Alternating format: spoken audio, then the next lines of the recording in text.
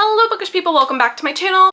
My name is Megan and today's video is going to be rapid fire reviews of the most read books of 2024 according to Goodreads. So they put out this list, 144 most read books of the reading challenge.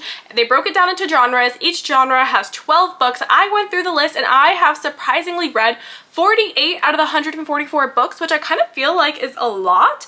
I mean, I know it's not half, but it's close. It's like 40% or something. I don't know math, don't come for me. But I was rather pleased with myself with all the books that I read, so I figured I would do rapid fire reviews of those books and tell you if they are worth it or not. We are going to start with our first book on the list in the fiction category. I have read 3 books from the fiction category, beginning with the #1 spot, which is Yellowface by R.F. Kuang. This is worth it if you are a fan of dark satirical comedy with a purposely unlikable main character, and she is also utterly chaotic and unhinged. I am personally entertained by all of those things, so I rated it 5 stars. We're getting into a controversial one right off the bat with Tomorrow and Tomorrow and Tomorrow by Gabrielle Zevin. This is worth it if you like trauma corn and pretentious writing. I know I'm in the minority opinion here. I know everybody loves this book. There's something that I'm just not getting. But if I think back, I read it 2 years ago and there's something I liked about it because I rated it 3 stars. So I gave it like middle of the road rating. Just don't hate me for this one, okay? We all have different opinions. Mine are just rather strong when it comes to this book. And the last book in the fiction category is Carrie, Soto is Back by Taylor Jenkins Reid. This is worth it if you just enjoy a good time. Honestly, I don't remember this book. If we're being honest, I don't really remember what happened, but I remember I enjoyed it. Here's one. This is worth it if you're an audiobook girly because the audiobook has a full cast narration and the production quality is insane. We follow our main character who is a tennis star, and when they're talking, the sports announcers are talking, there's like this sports intro music, almost like you're watching a sports TV show, but like in your ears. So the production quality makes this feel so real life. So highly recommend the audiobook if you do decide to pick it up, and although I don't remember much, I rated it 4 stars. Moving into the historical fiction category, which is honestly shocking because I have read 5 out of the 12 picks, and out of those 5 picks, I rated all of them 5 stars. Am I like a secret historical fiction girly, or am I just super selective with the historical fiction I pick up and then I tend to love them all? I don't know, but it's kind of inspiring me to go read the rest of the books because, you know, 5 stars in one genre I feel like is a good sign. Starting with the first book on the list, which is Lessons in Chemistry by Bonnie Garmis. This is worth it if you are a fan of unapologetic women that push societal gender norms. They're pushing the boundaries. That is our main character. She is quirky, she is strong, she is fun. I loved this book so much. I listened to the audiobook. I highly recommend it. I think the narrator did such a good job of capturing this character. Highly recommend, and I rated 5 stars. Next book in the historical fiction category is The 7 Husbands of Evelyn Hugo. I have my original paperback, and then I have the gorgeous special edition that just released, which I needed for my shelves because I want all my TJR books in hardcover. Okay, this book is worth it if you are a fan of old Hollywood and a love story that spans decades. This book shows us while there can be a perception of something in the public, there's always something going on beneath the surface. So, you know, don't judge a book by its cover because you never know what's going on underneath. Loved this book, rated it 5 stars, and highly recommend. The next book in this category is Daisy Jones and the Six by Taylor Jenkins Reid. As you can tell, whenever I find a new copy in the thrift store, I bring it home with me. So this is worth it if you are an audiobook girly who loves to read along and annotate. If you are an audiobook girly, you will love this. There's a full cast narration, and this is honestly going to like trick your mind because you're gonna leave this book thinking like, oh no, this band is real. Like, what do you mean they're fiction? Like, they can't possibly be fiction because they sound so real. The cast did an amazing job making this band come to life. Taylor Jenkins Reid writing made this band come to life, and then like also you have to be an annotation girly because every single line is gonna make you want to highlight and tab. Just ask me, okay? I highlighted pretty much every other sentence in this book, and I'm not ashamed of it, okay? So highly recommend, especially if you're like a bohemian girly, a Fleetwood Mac girly. 5 stars. I read it 3 times, which is probably the most I've ever read a book, so this book is in a rare category for me. Next we have The Nightingale by Kristen Hanna, my first Kristen Hanna book I have ever read. This is worth it if you want a World War II novel that showcases the power of family and strong women characters. Are you sensing a theme? You're gonna see it throughout this video. They all feature strong women characters, and I love all of them. This book made me feel pretty much every emotion. I was sad, I was anxious, I was angry, angry, I was happy. There was a point where there were tears rolling down my cheek. Kristen Hanna did that to me her very first try. So I absolutely loved this book. I was expecting to give it 5 stars based on the hype, and this book did not disappoint. And the last historical fiction book I'm going to talk about is Where the Crawdads Sing by Delia Owens. This is worth it if you don't look into the author's past and you just go into the story. This is also worth it for the character-driven story girlies who want to go on a journey from somebody through childhood to adulthood, and I absolutely love this. I put this book off for so long because honestly, the cover, the synopsis sounds boring to me, not interested, but I finally gave it a go because of the movie, and oh my god, was I obsessed and fell in love and rated 5 stars. So this was an unexpected 5-star read. Next, we're moving into the mystery thriller category. I believe I have read 6 of the books. I don't own all of them physically, but I've read 6 of the books and they are a mixed bag. Starting with the first one, which is The Housemaid by Frida McFadden, my first Frida McFadden book. And this is worth it if you love a popcorn mystery thriller with unhinged female characters. Frida McFadden is not an author of prose, but she is an author of entertainment, and I was thoroughly entertained by this book and I rated it 4 stars. Don't go in for the writing, go in for the entertainment value. Next, we have The Silent Patient by Alex Michaelides. This one is worth it if you want to be utterly bamboozled and shocked by a plot twist. Other people said they saw it coming. I certainly did not, which only added to my enjoyment. This was a slow start to the book for me. It was kind of dragging a bit, but once we got into the middle and the end, I was captivated. I was here for it, and I rated it 4 stars. Next, we have First Lie Wins by Ashley Elston. This book is worth it if you want a unique premise to a mystery thriller with a satisfying ending. And no, I will not elaborate further because honestly, I read this when it came out in January, and in one ear, out the other. It has been 11 months since I read it, and I have forgotten everything except that I enjoyed it, and I look back on it with fond memories. So there you go, I rated it 4 stars. The next book we have is The Only One Left by Riley Sager. This is worth it if you want a book with plot twist after plot twist after plot twist. This is my 3rd favorite Riley Sager book, and I was not able to put this book down. It utterly captivated me. It has a gothic elements to it. It has crazy characters, and it is such a fun time. Highly recommend. I rated it 4.5 stars. Next, I read The Fury by Alex Michaelides. I listened to this via audio, and this is worth it if you want a unique narrator and also a character that is inspired by Evelyn Hugo. Well, she reminds me of Evelyn Hugo. I don't think she was inspired by Evelyn Hugo. Also, this book is inspired by a 5-act Greek tragedy, so it has a very unique premise to it, so many things going for it. This book, if you look at the Goodreads, has very mixed reviews, but I overall remember really loving it and rated it 4 stars. The next book we have is The Maid by Nita Prose. This is worth it if you are an audiobook girly, especially a mystery thriller audiobook girly. So in this book, we're following Molly the Maid, and I think you need to listen to the audiobook at least for the first one. If you want to read the sequel physically, that is fine. That is what I did. But the first one you should do in audio because you really get a sense of Molly and the cadence in which she speaks, and I think the narrator does such a good job encapsulating her character. And then also read this book if you want lovable characters, a compelling mystery, and found family elements. All of those things blended together for me in a 5-star read. Next, we have The Mystery Guest by Nita Prose. This is worth it if you enjoyed The Maid, but you go in with the expectation that the sequel might not be as great as the original, even though it is still really good. Think of the movies, right? The first movie is always the best, even though you enjoy the sequels. Nothing can capture that feeling that you felt the first time you read it. So while I loved this book, I rated it 4 stars, you know, it wasn't as good as The Maid, but it is still worth continuing, and that is not like any slight against it. Next, we're moving on to the fantasy genre, and the first book we have is The Midnight Library by Matt Haig. This is worth it if you ever wanted to try on another life. You can read this book for the superficial reasons of just entertainment value, or you can read this book for the deeper meaning, and I think you'll really get something out of it. If you're ever feeling stuck in life or unhappy, I think this book can help change your perspective on things.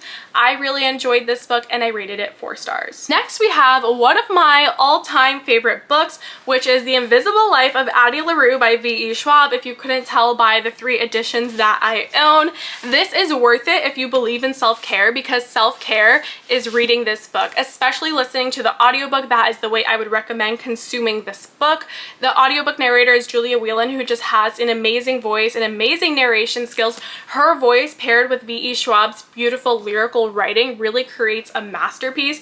You just really feel all the emotions of Addie, and you just really get sucked sucked into her life and her journey. This is a book that spans centuries. There is a love story in here, and I'm just absolutely, utterly obsessed with this book, and this is on my like I need to reread it list. So this one I obviously rated 5 stars and would highly recommend. But only recommend if you love a character-driven story, because I don't want any haters of this book to exist out there, okay? If you're not gonna like a character-driven story, you just want crazy plots, then don't go into it, okay? I only want the people that are truly going to appreciate it to read it. Next we have Legends and Lattes by Travis Baldree. This is worth it if you're a cozy fantasy lover, because I feel like this one kind of kickstarted the genre recently, or kickstarted the recent hype around the genre, and this book was not for me. I thought it was a little bit slow paced, but I am very hit or miss when it comes to cozy fantasy. I've only found one that I've really enjoyed and loved, but if you are a cozy fantasy girly,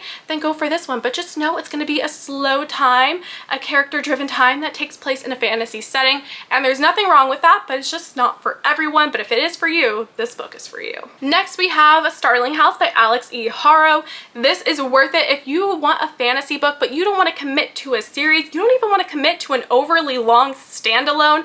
This is nice, short, and sweet. It has gothic vibes, paranormal ghosts, and an unexpected romance.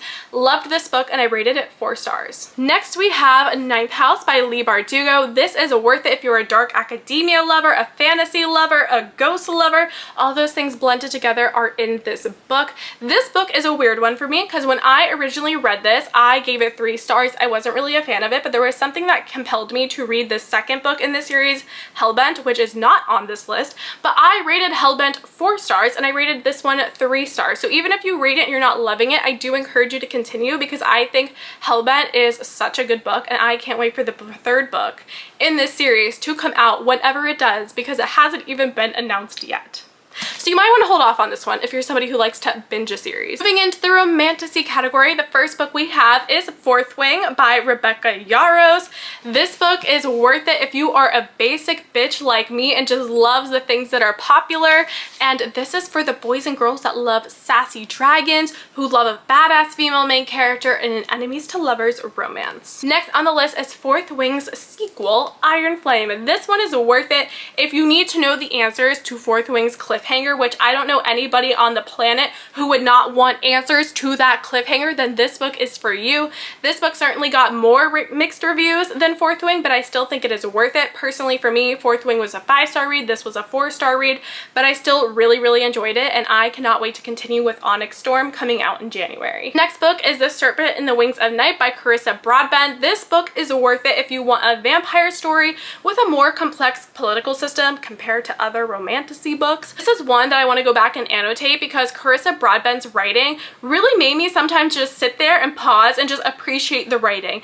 This one I really loved. I rated it 4 stars and I remember loving the sequel even more. Moving into the sci-fi category, I have read 2 of the books, starting with Project Hail Mary by Andy Weir. This is worth it if you love a slower paced, character-driven sci-fi novel. Unfortunately, this one wasn't entirely for me. I thought in the middle it got kind of slow, kind of boring, but overall there was something I did like about it because I ended up rating it 3.5 stars. So I'm kind of in the minority opinion, I feel, because I think everybody else that I have seen read this book really loves this book. Specifically, I'm thinking of one romantasy girly that I follow on YouTube who absolutely loves this book and rated it 5 stars. So, you know, I would still recommend it if you're a character-driven girly. I usually am, but this one just was a little too slow of pace for me. Next we have This Is How You Lose the Time War by Amal El-Touhir and Max Gladstone.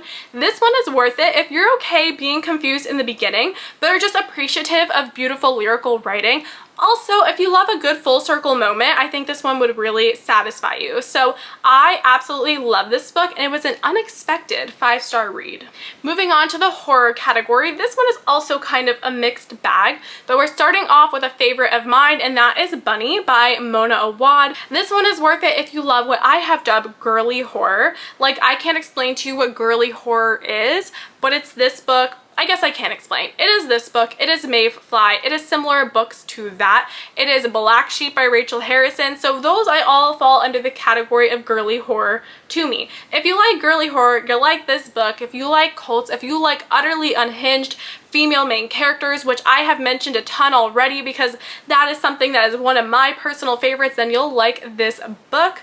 And you should read it, bunny. It is a 5-star read. The next book I have is How to Sell a Haunted House by Grady Hendrix. This one is worth it if...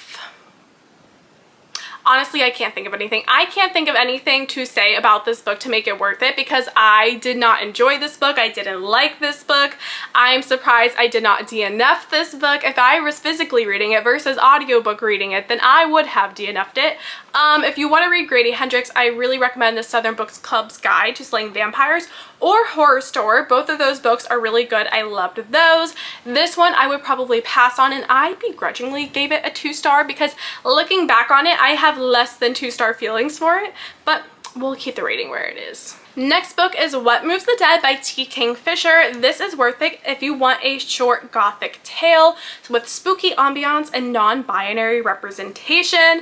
This book was a really fun time. I rated it 3.5 stars because personally for me, when it comes to shorter books, this one being like 160 pages, it's hard for me to really develop like a love for a character in that amount of time. Therefore, those books never tend to be 5-star reads for me, but I did overall enjoy it and rated it 3.5 stars. Next we have The September House by Carissa Orlando. This one is worth it if you love American Horror Story Season 1, specifically Season 1. This book contains a strong female main character, goes with a wide range of personalities in a spooky haunted house. I loved this book so much. I would really love a physical copy for my shelves. It's one I want to go back and physically read. I listened to it via audiobook. I own it on Audible and obsessed, love it, rated it 5 stars. And last book in the horror category, we have Home Before Dark by Riley Sager. This book is good if you want a horror novel about a haunted house that is actually going to make you anxious, because this is the first book that actually has made me anxious. This book is kind of dual timeline, kind of dual POV, kind of a mix of both. You're following our main character in current present day, and then you're following our alternate chapters are going to be a memoir from her father recounting a time from their past. And the book, like the scenes that were happening in this book, I was picturing myself in this position and I was getting anxiety. Okay, so love this book. American Horror Story Season 1 fans, here you go. Now we're moving on to the romance category, where I have read 10 out of the 12. I'm gonna pat myself on the back for that one because you know what? That is a lot and kind of surprising. The first one that I have is Icebreaker by Hannah Grace. This one is worth it if you love a hockey romance. And again, not going to elaborate further because I kind of forgot everything that happened in this book, but I remember I was listening to it on audio and I was enjoying my time reading it. It's spicy, it's a sports romance, it's hockey specifically. I remember I rated it 4 stars, so if you want to give into the hype, I think you'll have a good time. Next book we have is A Wildfire by Hannah Grace, the sequel to Icebreaker. This one is worth it if you're looking for a cute summer romance. This one you're following our 2 main characters. They hook up at the end of college and then they meet each other again over summer when they are camp counselors at the same camp, and there is a no dating policy, so it's about them falling in love. And I saw some criticisms that this book was a little boring, and you know what, I could see that, but I listened to it via audio, so I was multitasking while listening to this book.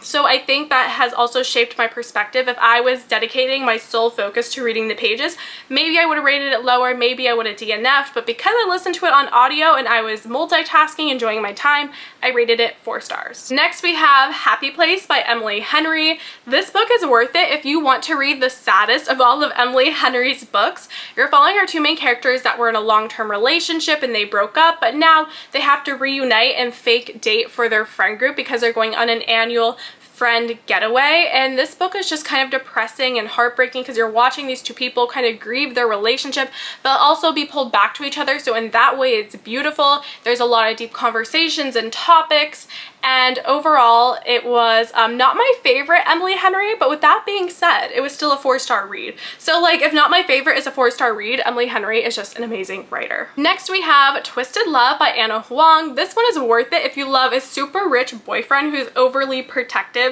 and the storyline doesn't have to be super realistic.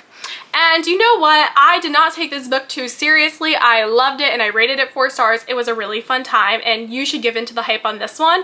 But with the expectations, it's not going to be super realistic. Following that up with an even more unrealistic sequel, that is Twisted Games by Anna Huang. This one is worth it if you just kind of want to see what the hype with this series is about. You want to continue, you like Twisted Love. I was gonna say Twisted Hate, but that's like the third one. So this book, honestly, if we're being honest, this one, I enjoyed it. I rated it 4 stars, but it made me DNF the series. The book is over the book is over 450 pages, and like I feel like romances should be like 400 pages max, okay? And like at least if it's gonna be a contemporary romance, like a romantasy could be long, that's fine. But contemporary romance, I don't need more of 400 pages of whatever's happening, okay? That tends to get me into I'm bored. So this one made me DNF the series because it was a little too long. I wish it was shorter, and then the books just get longer and longer as the series goes on. So not for me, but could be for others. If you like really long romances, then just get attached to the series. Next, I have Love Theoretically by Ali Hazelwood. This is worth it if you want a one-sided enemies to lovers in a contemporary romance. There you go. Honestly, if you're a fan of Ali Hazelwood's previous books, you'll enjoy this book. If you're not a fan of her previous books, then you won't enjoy this book, and it's really that simple. Rated it 4 stars. Next, we have It Starts With Us by Colleen Hoover. This book is worth it if you want a lighter continuation of It Ends With Us, if you want to follow Atlas and Lily's love story. It's supposed to be lighter. It certainly is lighter, but because it's Colleen Hoover, you're still dealing with a lot of hard emotional topics, and I enjoyed it because it was kind of a nice reprieve after It Ends With Us, and I rated it 4 stars. Next, we have The 7-Year Slip by Ashley Poston, and this one is worth it if you want a time travel-esque romance. Honestly, if we're going to be real with each other, I listened to this on audio. I borrowed it from my library, and then I completely forgot that I read it. I found this paperback in a thrift store, bought it, fully intending on reading it for the first time. Then I went to add it to my physical TBR on Goodreads and realized, oh, I've actually already read this book. I went to check my library and sure enough, I listened to the whole thing. So if that tells you anything, I think I enjoyed my time, but honestly, I have zero memory of this book. And the last romance I have is Book Lovers by Emily Henry. This is worth it if you want a unique spin on a cute small town Hallmark romance. This is my favorite Emily Henry book, and it is in a rare club of books that I have read more than once. I read it twice. So this is my favorite book, highly recommend. And I always wanted to move to North Carolina, and the setting is in North Carolina. I love small town Hallmark movies, but I also love the unique spin that she puts on the small town Hallmark movies. So 5-star read, totally recommend. Next, we're moving into young adult fantasy, starting with Throne of Glass by Sarah J. Maas. This one is worth it if you just want to give into hype and read one of the most popular young adult fantasy series. I'm not gonna lie, I enjoyed my time reading it, but it did seem a little overhyped. After reading this book, I was like, wait, is that what the hype's about? Like, I'm confused, I'm not getting it. While it was a fun time, like the amount of hype it has, I was a little confused, okay? So that was this book. Is it worth it? I will be able to actually answer that once I finish the series. Next, we have Crown of Midnight by Sarah J. Maas, the follow-up to Throne of Glass. This one is worth it if you just want to give into the hype even further and continue on in the series. I had the same reaction to this one as Throne of Glass. I was like, this is what we're hyping up. I was a little confused, but everyone says it gets good. It really kicks off at Air of Fire. So we're gonna give Air of Fire a chance. I mean, I'm gonna read the whole series. Like, there's nothing super wrong with it to where I would ever want to DNF it. I am enjoying it, but this one did go down to a 3-star after Throne of Glass was a 4-star. Okay, I guess this category is just a general young adult, not necessarily broken down into fantasy and fiction. So this is all young adult. So next we have The Ballad of Songbirds and Snakes by Suzanne Collins. This one is worth it if you're utterly obsessed with the Hunger Games and you just need more. I'm kind of hesitant when it comes to prequels, but I really loved seeing Snow's origin story. I thought the story was super captivating. I loved it. And my Hunger Games ranking goes as follows: Hunger Games, Catching Fire, Ballad of Songbirds and Snakes, and at the bottom, Mockingjay. Next book we have is Check and Mate by Ali Hazelwood. This one is worth it if you are an Ali Hazelwood fan but not a fan of spice because it's a young adult novel. I think think this one would be perfect for you. This is about two chess prodigies that fall in love, and yes, I'm a year removed, and yes, I don't remember all that much of it, but I remember that I rated it 3.5 stars. So there you go. Next book I have is A Good Girl's Guide to Murder by Holly Jackson. This book holds a special place in my heart. This one is worth it if you want a book that is going to compel you to read it in one sitting in one day. This book follows like a teen detective trying to solve a mystery. It's really fun. There's a compelling mystery, lovable characters, overall a great time. And I rated it 5 stars. And lastly, in the young adult category, we have Heartstopper Volume 5 by Alice Oseman. This one is worth it if you're looking to heal your inner high schooler. I think that this should be required reading for all high schoolers because I think it teaches inclusivity, acceptance, non-judgment, and also touches on a wide range of topics that affect young people and does it in a really nice way to where they can understand. And I just think this is amazing, amazing, amazing. I think it is so important. With the way the world is going and like book bans in schools and all that, I don't think this would ever be required reading, but in like my world, this would be required reading for all high schoolers. Moving into the memoirs category, we have I'm Glad My Mom Died by Jeanette McCurdy. This one is worth it if you are a child of iCarly and you want to hear Jeanette McCurdy's heartbreaking story of her relationship with her mother and growing up. I think this would have a profound impact on a lot of people. I think everybody could feel for her in this story. I do think if you have grown up in a similar situation to her, this could have an even deeper impact on you because you'll be able to relate to her. And I thought that she was very brave for writing this story, and I couldn't imagine all the emotional healing she had to go through in order to write this. And I thought this was just a really amazing book. I rated it 5 stars. You'll see in my next memoir, I tend to be very, I wouldn't say lenient, but I tend to rate memoirs at 5 stars because who am I to tell you what the rating is of your life story? So I just feel like let's give it the best. Let's give it 5 stars. The last memoir we have is Green Lights by Matthew McConaughey. This is worth it if you are a fan of his movies, but this will give you deeper insight that might surprise you into his life and the experiences that he has had throughout his journey. I really love this book. He's the narrator of it, so of course it was an amazing listening experience, and I rated it 5 stars. And the last book we have is surprisingly in the history and biography section. Yes, I actually read one of these, and that is The Art Thief by Michael Finkel. And finally, this book is worth it if you want an absurd but true story about a delusional man that steals billions of dollars of art for his own personal collection, not for profit, and the consequences of those actions. Those are all 48 books that I have read. You will know what this video came out to. Hopefully I kept it under 48 minutes. I really tried hard. But thank you guys so much for watching. Subscribe down below, and I will see you guys in the next one. Bye!